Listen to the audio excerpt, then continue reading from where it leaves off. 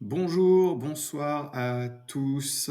C'est Dame, le manager du Femour Football Club, et je vous souhaite la bienvenue dans cette troisième vidéo qui attaque donc le bloc de vidéos dédié au plan de formation en lui-même. Donc on va vraiment commencer à mettre les mains dans le moteur, les mains dans le cambouis pour essayer de comprendre comment fonctionne ce plan de formation qui, comme vous le savez, a pour but de faire grandir mon équipe sportivement tout en lui évitant d'avoir à effectuer un reset euh, et lui permettre de rester pérenne dans le temps au niveau des résultats sportifs. Alors dans cette vidéo, on va s'intéresser principalement aux origines du plan de formation et à ses évolutions dans le temps, jusqu'à atteindre sa version finale. Donc l'idée, c'est de revenir un petit peu dans le passé pour comprendre comment les choses se sont construites, puisqu'évidemment, tout n'est pas sorti de mon cerveau d'un coup. Ça a pris beaucoup de saisons. Et ce que je vous propose aujourd'hui, c'est de retracer l'historique de la création de ce plan de formation. Alors sur cette première slide, on va se pencher sur les premiers pas. Donc là, on parle vraiment des premières semaines qui ont suivi ma réinscription sur Hat-Trick, et donc de la première saison de mon club. La première chose que j'ai faite, c'est que j'ai acheté 10 défenseurs de 17 ans. Je me suis plus ou moins souvenu de ce que j'avais fait 15 ans auparavant. Il me semblait avoir entraîné défense. Alors, premier soir, je vais sur le marché des transferts, je cherche des gamins de 17 ans qui sont honorables défense, sans même me soucier du reste. Qu'ils soient 17 ans 10 jours ou 17 ans 100 jours, ça ne m'a même pas traversé l'esprit, et qu'ils soient multicarac ou avec des spécialités, de la même manière, je n'y avais pas du tout réfléchi. J'achète mes 10 joueurs, je commence à les former, et ensuite, je me renseigne au fil des semaines sur les différents forums, sur les chaînes YouTube, sur le fonctionnement réel du moteur de jeu Hat-Trick. Et la première chose que je découvre et qui vraiment suscite mon intérêt, c'est la notion de multicarac que je ne possédais pas du tout précédemment quand je jouais autour de 2005-2006. Et je me rends compte que réellement, pour chaque poste, il y a énormément de caractéristiques qui sont prises en compte dans le calcul d'une note de secteur. Et donc, pas de problème, je me dis qu'en fait, mes 10 défenseurs, je regarde, il y en a peut-être 1 ou 2 qui ont un bout de construction. Alors en effet, certains étaient inadéquats, par chance.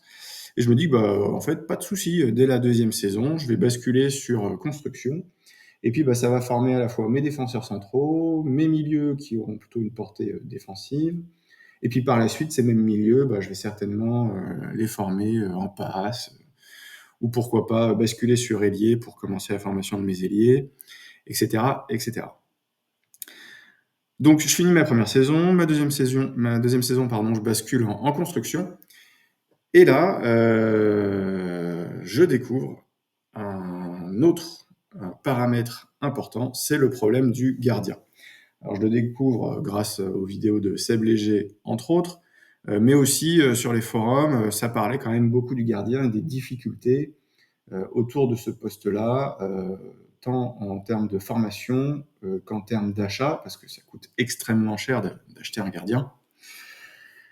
Et là, j'essaye de trouver une solution, et évidemment, je n'en trouve pas. Et je me rends compte que finalement, bâtir un plan de formation cohérent, sur le moyen ou le long terme, ça nécessite réellement énormément d'anticipation. Et là, je ne voyais pas comment pouvoir rétro-pédaler et intégrer un gardien que je ne voulais pas acheter parce que quand on débute le jeu et qu'on n'a pas de moyens, acheter un gardien, tout de suite les sommes sont affolantes et on se dit que c'est pas la solution. Et d'ailleurs, je pense que c'est pas la solution, même quand on a un petit peu de recul. Et donc, il faut que je forme ce gardien. Mais pour former ce gardien, finalement, les 10 défenseurs slash milieux que j'avais déjà dans mon équipe, ils vont commencer à pourrir.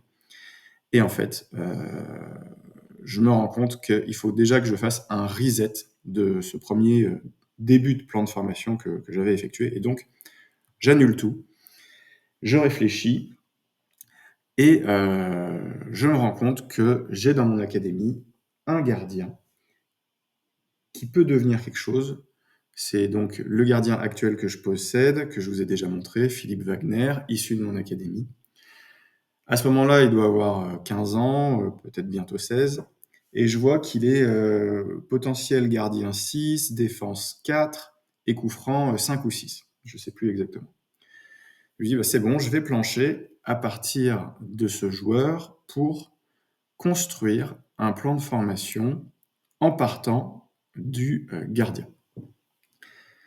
Et l'idée que j'ai, c'est de remonter la colonne vertébrale de mon équipe petit à petit, poste par poste et ligne par ligne, en partant de gardien, de manière à aller optimiser la formation multicarac.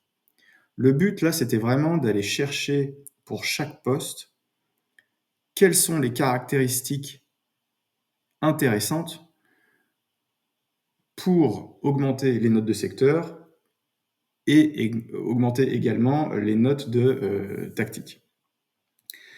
Et là, je me rends compte que gardien, il a besoin de gardien et défense. Le défenseur central, il a besoin de défense et construction. Le défenseur latéral a besoin de défense, ailier, et si on veut vraiment être perfectionniste, construction. Le milieu central, il a besoin de construction, de défense et également d'un peu de buteur. Le MVA, il a besoin de construction, défense, ailier. Le buteur, il a besoin de buteur, construction, ailier. Tous les joueurs ont besoin de passes. Donc, pour les milieux, les buteurs, pour améliorer les notes de secteur, et puis pour les défenseurs, pour améliorer les notes de tactique. Et que l'ensemble des joueurs a également besoin de coups francs. Donc, je réfléchis un petit peu, et ce que je me dis, c'est que je vais commencer donc par une saison de gardien. J'en conserve un, j'en revends un, sinon il va pourrir sur mon banc, puis ça me fera un petit peu de sous. Puis ensuite, je vais entraîner défense. Dans les 10 joueurs entraînés, il y a mon gardien. Donc je conserve les 10. Et à l'intérieur de ces 10, il y aurait mon futur milieu central, mes futurs MVA, mes futurs ailiers. Puis ensuite, je bascule sur construction. Mais là, ça commence déjà à coincer parce qu'il y a de moins en moins de slots entraînables. Et puis, il y a l'arrivée de ces fameux slots à 50%. Donc là, il va falloir que j'entraîne mes milieux centraux, mes MVA, mes ailiers, si possible à 100%, parce que c'est intéressant pour ce poste-là. Mon défenseur central aussi, mais là on est déjà à 6 slots. Et puis il me reste les slots à 50%, donc pourquoi pas des défenseurs latéraux. Et mes futurs buteurs. Donc là, il faudrait que j'achète des buteurs de 17 ans, que je sorte des buteurs 17 ans de mon académie, pour ensuite basculer sur ailier, de manière à entraîner les ailiers et les défenseurs latéraux à 100%, les buteurs et les MVA à 50%. Et ensuite, j'arrive à buteur pour mes buteurs et mon milieu central. Et pourquoi pas, soit les MVA si je veux les faire jouer en normal ou offensif, soit les ailiers pour qu'ils puissent concrétiser des SE. Et dans la foulée, passe, parce que là j'aurai à peu près tous mes joueurs dans mon équipe, et coup franc. Et donc là, ça nous fait, passer déjà 1, 2, 3, 4, 5, 6, 7 saisons complètes d'entraînement.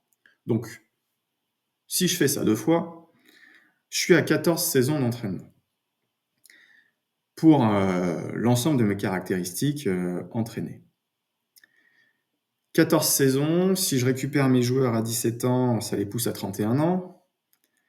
Mais comme vous l'avez vu, certains joueurs doivent être intégrés avant l'entraînement de leurs, compétences primaires. Par exemple, mes milieux, mes ailiers, mes MVA doivent intégrer dès l'entraînement défense. Mes buteurs doivent intégrer dès l'entraînement construction, 2 ans avant. C'est-à-dire qu'on commence à les entraîner en buteur quand ils ont 19 ans. Et donc, c'est pas 14 saisons que ça prendrait si je veux 2 cycles complets, par joueur, mais plutôt, 16 saisons. 16 plus 17, ça fait 33 si je me trompe pas. Si j'ai pas de chance, je les intègre pas à 17 ans, mais à 17 et demi, voire quasiment 18. Donc tout ça pousse l'âge de mes joueurs autour de 34 ans. Et je me dis que, il va y avoir un gros problème sur l'âge de mes joueurs parce que, à 34 ans, il y a des problèmes d'endurance, c'est pas, c'est là qu'un joueur peut arriver à maturité, mais dans une optique long terme, ça fonctionne pas trop. Et puis un autre problème, c'est celui du renouvellement. Parce que là, tous les slots sont utilisés systématiquement pour entraîner des joueurs de l'équipe A. Et finalement, quand un joueur va atteindre ses 33-34 ans, eh ben, il va devoir être remplacé par un joueur qui n'aura pas été préformé. Et donc, soit il faudra que je l'achète, sauf que je n'ai pas de rentrée d'argent, puisque je conserve tous mes joueurs entraînés. Soit il va falloir que je l'intègre à 17 ans, et ça va me faire un reset. Parce que sur l'ensemble d'une ligne, tous mes joueurs sortiront à 17 ans d'académie et je vais avoir un trou sportif beaucoup trop important et ça sera quasi l'équivalent d'un reset. Donc je me rends compte que ce plan de formation, eh ben, il fonctionne pas. Donc là, je réfléchis, j'essaie de trouver une solution. Et puis je me dis que, en fait, le deuxième cycle, alors ce que j'appelle le deuxième cycle, c'est pas le deuxième entraînement, hein, c'est pas gardien, défense, construction, etc., etc. Le deuxième cycle, c'est une fois que j'ai fait gardien, défense, construction, ailier, buteur, c'est de recommencer. Et ce deuxième cycle, il faudrait l'inverser. C'est-à-dire qu'au lieu de repartir à gardien, je repars à buteur, et puis je redescends. Je fais ailier, construction, défense, gardien. De manière à créer une forme de ronde ou de boucle. Je retire l'entraînement passe et coup franc, et puis je me dis que je l'intégrerai différemment. Et au final, j'arrive à ce carré de formation qui finalement ne prend que 10 saisons et grâce auquel les joueurs sont formés de manière plus intensive et plus tôt. Donc ça maximise leur entraînement. C'est-à-dire qu'au lieu d'avoir leur deuxième entraînement à, je sais pas, à 29 ans, ils vont avoir un deuxième entraînement plutôt autour de 23-24 ans. Je me dis que je vais intégrer coup franc finalement 2 semaines à chaque intersaison. Et puis, passe, je vais l'intégrer en même temps que buteur. Et je vais faire un cycle à 2 tiers, une saison de formation à 2 tiers buteur, 1 tiers passe, et puis je vais le faire sur 2 saisons d'affilée. Donc tout ça va s'intégrer correctement. Mon tout premier gardien, je vais commencer par 2 saisons, c'est pour ça que j'ai mis le petit x2 à côté, histoire de le lancer sur des bonnes bases. Et étant donné que les joueurs rentrent dans ce plan de formation de manière assez progressive, je vais essayer de me baser sur mon académie et partir sur un full home ground de manière à bénéficier du bonus cœur. et à ne pas avoir à acheter mes joueurs. Alors grâce à ce principe-là, j'ai réglé le problème de l'âge. Mais le problème du renouvellement, il n'est pas réglé. Et il y a un autre problème qui, quand je fais mes simulations et mes projections de formation sur mes joueurs, il y a un autre problème qui, qui saute à mes yeux, c'est le sportif. Parce que finalement, mes joueurs ne sont pas assez entraînés sur leurs compétences. Et quand ils arrivent en fin de vie, eh ben, ils sont trop faibles. Parce qu'ils vont bénéficier de, grosso modo, 2 petites saisons de défense, 2 petites saisons de construction, 2 petites saisons d'ailier, 1 saison et demie de buteur et moins d'1 saison en passe. Donc tout ça nous amène à des niveaux de caractéristiques à environ 11,5, 12, 11,5, oui. Et je me dis que sportivement, bah, ça peut pas fonctionner. D6, OK, D5, OK, D4, j'y arriverai pas. Et au-delà, c'est même impensable. Donc je me penche sur ce souci du sportif. Et finalement, la problématique, c'est d'arriver à former plus, mais sans avoir plus de temps.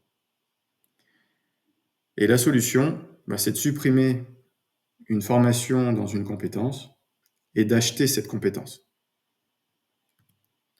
Mais du coup, laquelle? Alors ce que je me dis à ce moment-là, c'est que il faut vraiment que je conserve le principe du multicarac, parce que je suis vraiment convaincu que c'est quelque chose d'important dans le jeu. Et donc, je vais chercher la compétence à supprimer qui concerne le moins de joueurs. Le moins de joueurs au sein de mon effectif. Et là, j'en ressors 2. La première, c'est gardien, qui finalement ne concerne que le gardien. Et la deuxième, c'est buteur, qui va concerner les buteurs, dans une bien moindre mesure, un milieu central qui n'est pas MVA, et dans une moindre mesure également, potentiellement les ailiers pour finaliser une SE. Donc je réfléchis, et puis finalement, je me dis que je vais supprimer buteur, pour différentes raisons. La première, c'est que pour moi, le ratio entre le temps de formation passé sur le buteur et finalement l'impact sportif sur mon équipe, il est trop faible. Parce que entraîner 3 buteurs, ok, mais ensuite j'ai 3 autres slots. Donc, un slot pour un milieu central, pourquoi pas, mais je compare avec un entraînement passe. L'entraînement passe, il est plus efficace que l'entraînement buteur sur un milieu, même un milieu offensif. Mais MVA, je vais quand même m'appuyer dessus et jouer très souvent avec 2 MVA. Ça ne leur sera pas utile du tout d'avoir du buteur. Et puis mes ailiers, le buteur est intéressant pour finaliser une SE, mais comme je vous l'ai expliqué, je vais me baser sur des joueurs sortis de mon académie et je vais pas trop maîtriser finalement le fait qu'ils aient la bonne SE ou vraiment la SE idéale. Et donc cet entraînement buteur, pour eux, il sera peut-être perdu finalement. Pas très utile. Donc je décide de garder gardien et je supprime buteur. Et du coup, je vais étendre l'entraînement construction sur 1 saison et demie. Je vais passer l'entraînement ailier sur 1 saison, mais à cheval sur 2 saisons. Et puis je vais conserver l'entraînement passe. Donc du coup là, un joueur va bénéficier de 2 entraînements de défense, 2 saisons, l'équivalent de 3 saisons de construction, l'équivalent de 2 saisons d'ailier et d'1 saison en passe. Et là, tout de suite, ça me paraît un petit peu plus cohérent sportivement. Par contre, il reste le problème du renouvellement de mon équipe. Parce que là, tous les slots restent utilisés par des joueurs de l'équipe A. et je me rends bien compte que, tout ça, ça va droit vers un reset global de l'équipe à un moment donné, parce que le renouvellement naturel de l'équipe ne se fait pas. Et c'est là que je commence à réfléchir à la mise en place de, la roue des âges que je vous ai présentée dans la vidéo précédente, avec ce principe d'intégrer les joueurs, puis de les préformer pour qu'ils arrivent, heu, en équipe A, déjà entraînés, mais pas complètement entraînés. Et c'est très, complexe comme, système puisque, comme je vous l'ai déjà, dit à l'instant, et ben, tous les slots d'entraînement sont déjà pris. Et donc, ben, il va falloir passer d'un système de roue-des-âges extrêmement basique, comme je vous l'ai expliqué, dans la vidéo précédente, à une roue des âges extrêmement complexe. Et ça, bah, c'est ce qu'on verra dans, la prochaine vidéo où je vous expliquerai comment j'ai réussi à articuler, tout ça de manière à peu près cohérente. Voilà, c'est tout pour cette, vidéo. Je vous souhaite bon jeu à tous et à très bientôt.